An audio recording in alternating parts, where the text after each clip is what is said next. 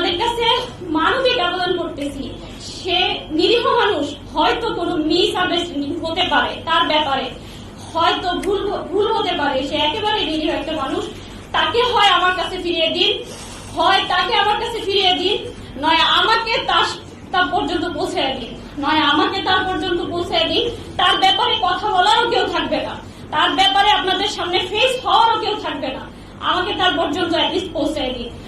আমি আপনাদেরকে, আমি না মামলাত গুলো আদায় করতে পারতেছি, না আমার নামাজের কোনো অর্থ ঠিক আছে, না আমার কোনো কিছু ঠিক আছে। আমি এই জীবনটা চাচ্ছি না এরকম। আমার দিন শেষে আমার রবের সামনে দাঁড়াতে হবে, দিন শেষে আমাকে আমার রবের সামনে দাঁড়িয়ে ইন্ডিভিজুয়ালি আমার জবাবদিহিটা আমাকেই করতে হবে। আমি এই লাইফটা আর বেয়ার করতে পারতেছি না, আমি আর কোনোভাবেই আমি এটা নিতে পারতেছি না। আমি ফিজিক্যালি প্রচন্ড রকম উইক হয়ে গেছি। আমি হাত জোর করে বলবো আপনাদের কাছে, আমার এই নিউজটা আপনারা মাননীয় প্রধানমন্ত্রী পর্যন্ত পৌঁছে দিন। আমি হাত জোর করে বলবো, আপনারা প্রধানমন্ত্রীর কাছে আমার এই নিউজটা পৌঁছে দিন। উনি যেন অতি সত্বর অনেক অল্প সময়ের মধ্যে উনাকে আমাদের কাছে ফিরিয়ে দেন। উনি একেবারেই নিরীহ সাধারণ একটা মানুষ, ঠিক আমি যেমন, ঠিক উনি যেমন, ঠিক আমি যেমন, আমরা প্রত্যেকে নিরীহ মানুষ। আমি কিছুই জানি না, আমি এই অঙ্গনের মানুষও না, আমি আবারও বলি আমি এই অঙ্গনের মানুষও না। তাই আমার কথায় যদি কোনো ত্রুটি বিচ্যুতি থাকে, কোনো ভুলভ্রান্তি আপনাদের দৃষ্টিগোচর হয়, আমি আপনাদের কাছে ক্ষমা প্রার্থী। আমি মানসিক ভাবেও ভালো নেই, আমি শারীরিক ভাবেও ভালো নেই। আমার পক্ষ থেকে আমি আপনাদের বোন, আমি ওনাকে অনেক ভালোবাসি, আমি আপনাদের বোন। জাস্ট আমি ওনাকে ফিরে পেতে চাই। আমি আপনাদের বোন, আপনারা সবাই আমাকে একটু হেল্প করবেন। আমি আপনাদের বোন। আমি আর এর বেশি কিছু আপনাদেরকে আমি বলতে পারতেছি না, আমি আর বেশি কিছু আর আপনাদেরকে বলতে পারতেছি না, আমি আর পারতেছি না, আমি জাস্ট কিছু পারতেছি না, আমি আর কিছু পারতেছি না। আমার পক্ষ থেকে প্রধানমন্ত্রী পর্যন্ত লেটার দেওয়া হয়েছে, আমি ডিবি কার্যালয়ে গিয়েছি, আমি র্যাব সদর দপ্তর গিয়েছি, পুলিশ হেডকোয়ার্টার গিয়েছি, এবং প্রত্যেকের কাছে আমার পক্ষ থেকে একটা লেটার পৌঁছে দেওয়া হয়েছে। আমি আসার আগে র্যাব হেডকোয়ার্টার থেকে র্যাবের ডিজি স্যারের সাথে দেখা করে এসেছি। উনি আমাকে আশ্বস্ত করেছেন যে আমাদের কাছে নেই, অ্যাটলিস্ট আমাদের কাছে থাকলে আমি আপনাকে ইনফর্ম করতে পারতাম, আমাদের কাছে নেই। আমি তার সার্বিক সহযোগিতা কামনা করে এসেছি যে আপনি আমাকে সাহায্য করেন। তিনি আমাকে আশ্বস্ত করছেন, তিনি তার নাম্বারগুলো রেখেছেন, তিনি বলেছেন যে আমরা দেখতেছি, যদি কোনো খবর পাই আমরা জানাবো। আমাকে প্রশ্ন করেছেন, আপনি কি মনে করেন যে সে আমাদের প্রশাসনের কাস্টাডিতে আছে? আমি বলেছি না, আমি এমন মনে করে আপনাদের শরণাপন্ন হইনি, বরং আমি আপনাদের কাছে, আপনারা পারবেন, আপনাদের সেই শক্তি আছে, সেই আশা নিয়ে আমি আপনাদের শরণাপন্ন হয়েছি। আপনারা চাইলে অনেক অল্প সময়ের মধ্যে সম্ভব, এমন একটা নিরীহ মানুষের উপরে কি জন্য এই ধরনের একটা অভিযান হবে? উনি তো একেবারেই সাধারণ মানুষ, হয়তো কোনো ভুল বোঝাবুঝি হতে পারে। ওনাকে ফিরিয়ে দিন, আল্লাহর ওয়াস্তে ওনাকে ফিরিয়ে দিন। আমাকে একটা সাউন্ড লাইফ লিড করার মতো একটা পরিস্থিতি তৈরি করে দিন। আমি কিছুই করতে পারতেছি না, আল্লাহর ওয়াস্তে ওনাকে ফিরিয়ে দিন। আপনারা চাইলে অনেক কিছু অনেক সহজভাবেই সম্ভব। আমি আপনাদের কাছে আবারও ক্ষমা প্রার্থী যদি আমার কথার মধ্যে কোনো ভুল বিচ্যুতি আপনাদের দৃষ্টিগোচর হয়ে থাকে। আমি আমার কথা শেষ করতেছি, এই মেসেজটুকুই আমার পক্ষ থেকে আপনারা পৌঁছে দিবেন। আমি কথা শেষ করার আগে আপনাদেরকে আবারও ধন্যবাদ জানাচ্ছি।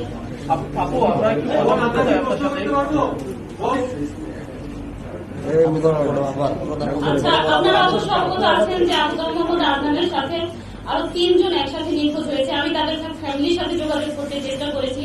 আসলে রংপুরের এরা ফ্যামিলিগত ভাবে মানুষগুলো এমন যে তাদের হয়তো বা আমি জানি না, তারা খুবই নিরীহ অথবা হয়তো বুঝতেছে না। আমি তাদের সাথে যোগাযোগ করেছি, আসার জন্য বলেছি যে আমরা ব্রিফিং আয়োজন করেছি কনফারেন্সের, কিন্তু তারপরে তাদের রেসপন্সটা ছিল এমন যে হ্যাঁ আপু আপনি করতেছেন, আপনি করতে থাকেন, আমরা আসতে পারলাম না, এই ধরনের। তো দুঃখিত যে আমি তাদেরকে আপনাদের সামনে উপস্থিত করতে পারিনি। 3টা মানুষ, আমি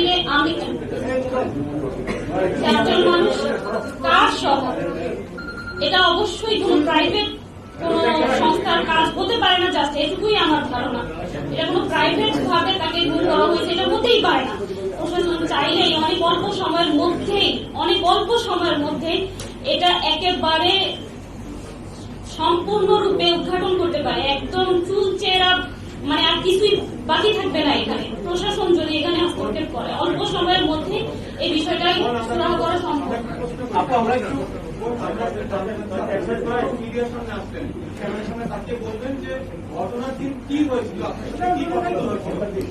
ঘটনার দিন আমি ডিটেলস বলতেছি।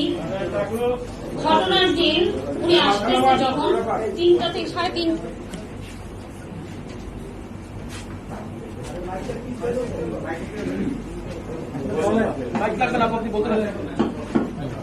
উনি 3:30টায় কি 3টা কি 3:30 আনুমানিক, আমি এক্সাক্ট টাইমটা বলতে পারছি না, তখন উনি বের হয়, রওনা করেন তার বগুড়া একটা প্রোগ্রামের উদ্দেশ্যে। বগুড়া একটা প্রোগ্রামের উদ্দেশ্যে রওনা করে, সাথে ফিরোজ ভাই এবং মুহিত ভাই নামে 2 ব্যক্তি তার সাথে ছিল সফরসঙ্গী হিসেবে। আর যার তার নাম হচ্ছে আমির, সে নিজেই ড্রাইভ করতেছিল। এই 4 জন বগুড়ার প্রোগ্রামের উদ্দেশ্যে রওনা করে। উদ্দেশ্য ছিল প্রোগ্রাম শেষ করে ঢাকা ফিরবে, ঢাকা আমার কাছে উনি আসবেন।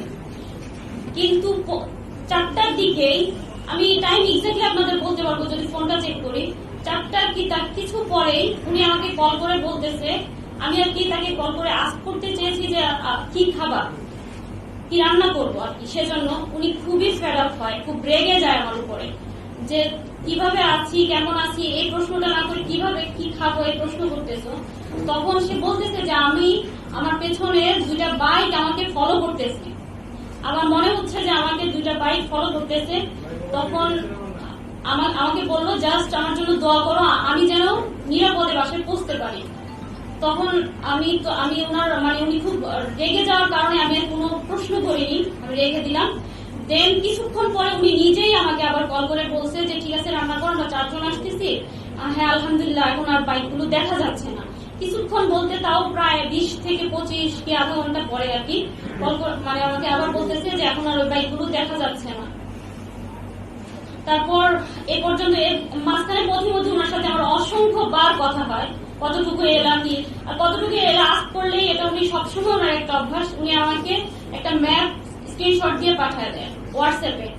তো ওই দিনও অনেকগুলো ম্যাপ শেয়ার করছে যখন যেখানে ছিল। লাস্ট আমি যখন ওনাকে কল করি 2টার দিকে, মেবি উনি কারে ঘুমিয়ে পড়েছে, এজন্য আমার কলগুলো রিসিভ করতে পারে। লাস্ট কলগুলো শুধু হয়তো ঘুম ভাঙছে পরে উনি আমাকে একটা ম্যাপ শেয়ার করে। সেই ম্যাপটা শেয়ারের লাস্ট টাইমটা ছিল 2:37। তো আমারও চোখ লেগে গিয়েছিল, আমি হুট করে যেই দেখলাম যে ম্যাপটা 2:37 শেয়ার করা, তারপরে তো চলে আসার কথা। ওখানে শো করতেছিল ডেস্টিনেশন 18 মিনিট, 18 মিনিটের মধ্যে উনি মিরপুর ইন করবে এরকম। তো আমার যখন চোখ খুলে আমি দেখতেছি প্রায় 2:45, তাহলে তাড়াতাড়ি চলে আসবে, আমি খাবারগুলো রেডি করবো।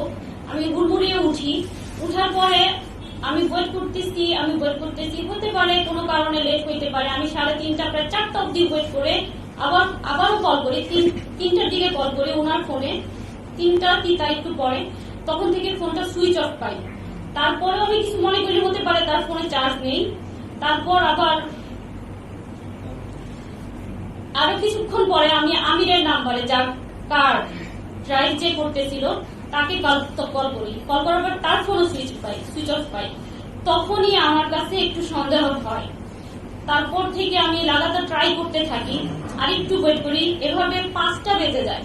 5টার পরে আমি যাদেরকে চিনি বা ওনার সাথে যারা মোটামুটি চলাফেরা করে, এদেরকে আমি নক করা শুরু করি। আর ফ্রাইডে ওনার একটা প্রোগ্রাম খুতবা ছিল, সাবার একটা খুতবা ছিল, সেই খুতবায় উনি অ্যাটেন্ড করলো কিনা। আমি প্রায় 6টা অব্দি তাকে অনেককে কল করার পরে আমি 6টার পরে ওখানেও কল করি যে ওখানে চলে গেল কিনা কোনো কারণে। তারাও বললো যে না, এখানে আসেনি। এই ছিল ঘটনা।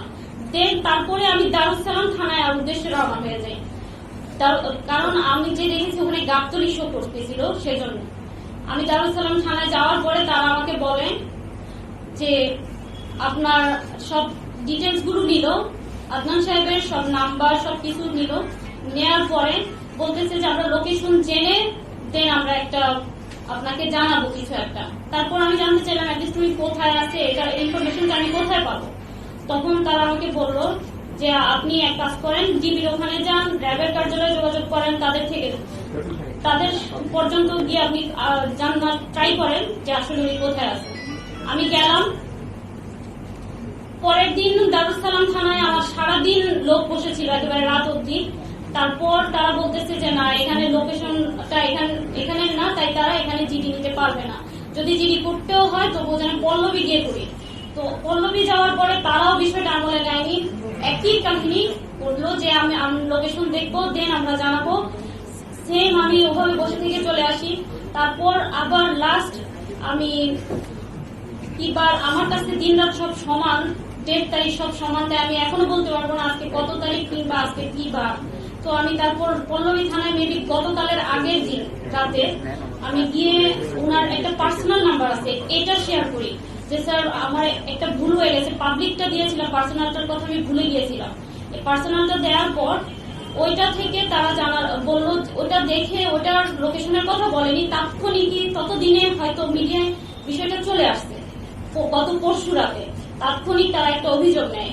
এর মধ্যে রংপুর কোতোয়ালি থানায় ওনার মায়ের পক্ষ থেকে একটা জিডি নেয়, সেই জিডির মাধ্যমে জিডির নাম্বার দিয়ে একটা অভিযোগ গ্রহণ করে পল্লবী থানায়। আর আমি তো আমার চেষ্টা অব্যাহত রেখেছি। এরই মাঝে আমি প্রধানমন্ত্রীর কার্যালয়ে 2 বার গিয়েছি, ওখানে লেটার দিয়েছি। ডিবি কার্যালয়ে তো আমি অনেক ট্রাই করেছি, আমাকে তো কোনোভাবে অ্যাক্সেসই দেয়নি। আর আমি তো জানিও না সবচেয়ে বড় কথা কোন বইতে যেতে হবে, কিভাবে কি করতে হবে, কারণ আমি তো এই অঙ্গনের মানুষই না। বাধ্য হয়ে শুধুমাত্র উনার জীবনটার কথা ভেবে উনার জন্য আমার যন্ত্রণার জায়গা থেকে, আমার আর্তনাদের জায়গা থেকে আপনাদের সামনে ফেস হতে হয়েছে। আমি কখনোই ফেস হতে চাইনি। আপু, উনি বগুড়া একটা প্রোগ্রামের কথা বলে বাসা থেকে বের হয়েছিলেন, উনি কি বগুড়ায় গিয়েছিলেন নাকি সরাসরি ঢাকায় এসেছিলেন? একটু যদি এই না, প্রোগ্রামের কথা, বগুড়ার প্রোগ্রামটা হয়নি।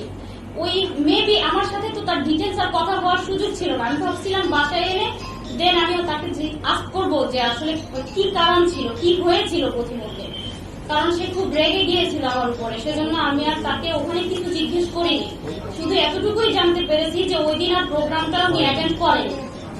আপনার কি মনে হচ্ছে আসলে কারা দিতে পারে কাদের কাছে? যে উনি কোনো রাজনৈতিক দলের আশ্রয় প্রশ্রয় কখনো ছিল না এবং কোনো বক্তব্য কখনো কোথাও দেয়নি, কিন্তু আপনার ভাষ্য অনুযায়ী তার সাথে যখন আপনার কথা হয়েছে তখন তিনি এক পর্যায়ে বলেছেন যে নতুন গাইড তার গাড়ি ফলো করেছে। এই ধরনের কথা বা নেভার, না, এই ধরনের কোন সিচুয়েশনের সম্মুখীন আমি কখনোই হইনি, কখনো উনি বলেও নি, কখনো উনি বলেন। তবে উনি এমনিতে যখন এগুলো নিয়ে কথাবার্তা বলতো, মসজিদে খুতবা বা লেকচারে যেত, মাঝে মাঝে বিচ্ছিন্ন কিছু ঝামেলার সম্মুখীন উনি হতো। সেজন্য হয়তো উনি এই যে বিষয়গুলো দেখা যায় ওনার লেকচারে উনি তুলে ধরেছে যে দেখা ইসলামের কথাগুলো বললে বা হক বিষয়গুলো যদি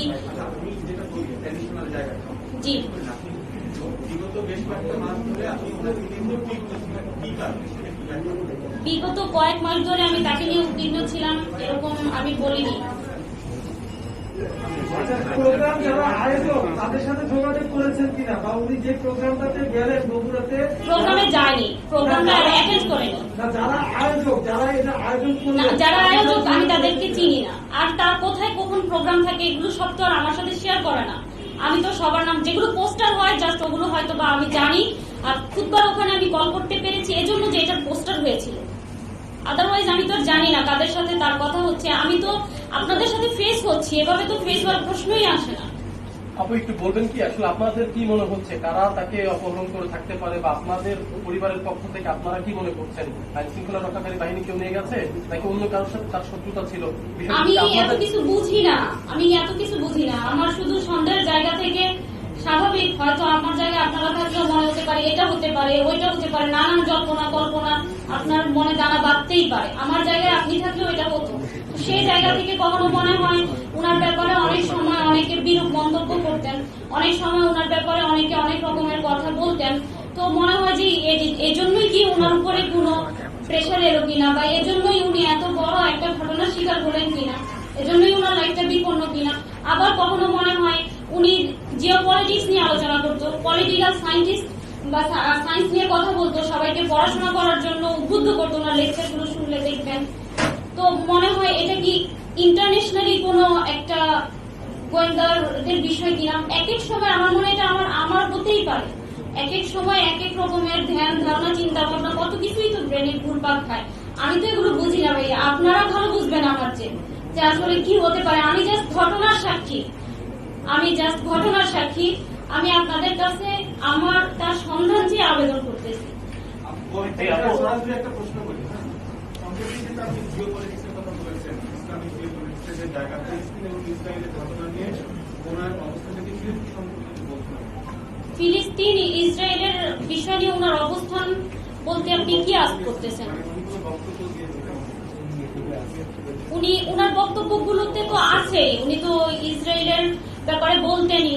আমরা মুসলিম বলতেই আমরা সকলেই আল আকসাকে ভালোবাসি, আর আল আকসার উপরে যাদেরই রক্তচক্ষু থাকবে সে ব্যাপারে আমাদের দিল থেকে একটা তাদের প্রতি বেদনা থাকবে, একটা যন্ত্রণা কাজ করবে। That's it. আচ্ছা আপু, এরকম ঘটনা অনেক সময় দেখা যায় যে আইন শৃঙ্খলা রক্ষাকারী বাহিনী পরবর্তীতে গ্রেপ্তার স্বীকার করে। তো আপনার কি এখানে কোনো আশঙ্কা আছে কিনা? অ্যামনেস্টি ইন্টারন্যাশনাল উদ্বেগ জানিয়েছে, আন্তর্জাতিক কোনো মানবাধিকার সংস্থার সাথে আপনারা যোগাযোগ করেছেন কিনা, কিংবা ফার্দার আপনারা আর কি কি স্টেপ নেবেন ওনাকে পাওয়ার জন্য? জি, আমাদের একটা অলরেডি একটা আবেদন সাবমিট করা হয়েছে। আর হচ্ছে আমি আসলে এ পর্যন্ত আমি এরপরে নেক্সট স্টেপগুলো আমি এখন আমার ব্রেনে নেই। আমি আপনাদের কাছেই আসছি, আমি প্রধানমন্ত্রীর কার্যালয়ে আবার যাওয়ার ট্রাই করব, আমি এভাবেই ট্রাই করে যাব। এরপরে আমার সর্বাত্মক চেষ্টাগুলো এভাবে এগুলো কেন্দ্রিকই হবে। এর বেশি আমি আর কি করতে পারি? আমি তো একটা সাধারণ মানুষ। আপু একটা প্রশ্ন করি, আমি যমুনা টেলিভিশন থেকে আসছি। সেটা হচ্ছে আমাদের আসলে ব্যক্তিগত জীবন নিয়ে আমাদের তারপরেও যেহেতু উনি মিসিং এবং এটা নিয়ে সারা বিশ্ব নিয়ে আলোচনা হচ্ছে বাঙালিদের মধ্যে, একটু তার আবু তহা মোহাম্মদ আদনান, এই আমরা জানি তার নাম আফজালুল আদনান, তো আবু তহা মোহাম্মদ আদনান এবং তার এই যে পরিস্থিতি, এইটা উনি আসলে কিভাবে হয়ে ওঠেন এটা একটু বলবেন? তার আসলে ব্যাকগ্রাউন্ড বা তার পড়াশোনা বা এগুলো আমরা একটু জানতে ওটা হচ্ছে তার আইডি কার্ডের নেম। আর আবু তহা মোহাম্মদ আদনান দিয়ে তার অফিসিয়াল পেজ গুলো চলতো, ইউটিউবে এই নামটা দেওয়া ছিল, যার জন্য এই নামটাতেই উনি পরিচিত। আর পড়াশোনার ব্যাকগ্রাউন্ড হচ্ছে উনি ফিলোসফিতে মাস্টার্স করেন, দেন উনি সালাফি মাদ্রাসা থেকে অ্যারাবিকের উপরে বিভিন্ন অনেক টিচারের থেকে অনেক মুরব্বীদের থেকেই শিক্ষা গ্রহণ করেন। তবে উনি এমন না, আমি আবারও বলতেছি, এই কথাটা আমি শুরুতে বলছি যে উনি সালাফি কিংবা হানাফি কিংবা হাম্বলি কিংবা কওমি কিংবা দেওবন্দি কিংবা আহলে হাদিস, উনার এরকম কোনো পরিচয় নেই। উনি সবার থেকে উনি সংকীর্ণ মনের ছিলেন না, উনি হকটা সব জায়গা থেকে গ্রহণ করতেন এবং উনি প্রচুর পড়াশোনা করতেন, অনেক বেশি পড়াশোনা করতেন। জাস্টিস তকি উসমানীর বইগুলো উনি পড়তেন। আমার বাসায় যে বইগুলো আছে, রংপুরে ওনার যে বইগুলো আছে, এগুলো মানে সব বাইরের স্কলারদের বই আছে অনেক, মানে উনি সবার থেকে এলেন নিতেন। উনিও তো সাধারণ একটা মানুষ, আর ব্যাকগ্রাউন্ড ওনার জেনারেল। রাজনীতির সাথে যুক্ত না, রাজনীতির সাথে যুক্ত থাকার অপরাধ মনে করেন? আমি এগুলো বুঝি না, আমি রাজনীতি কি জিনিস জানিও না।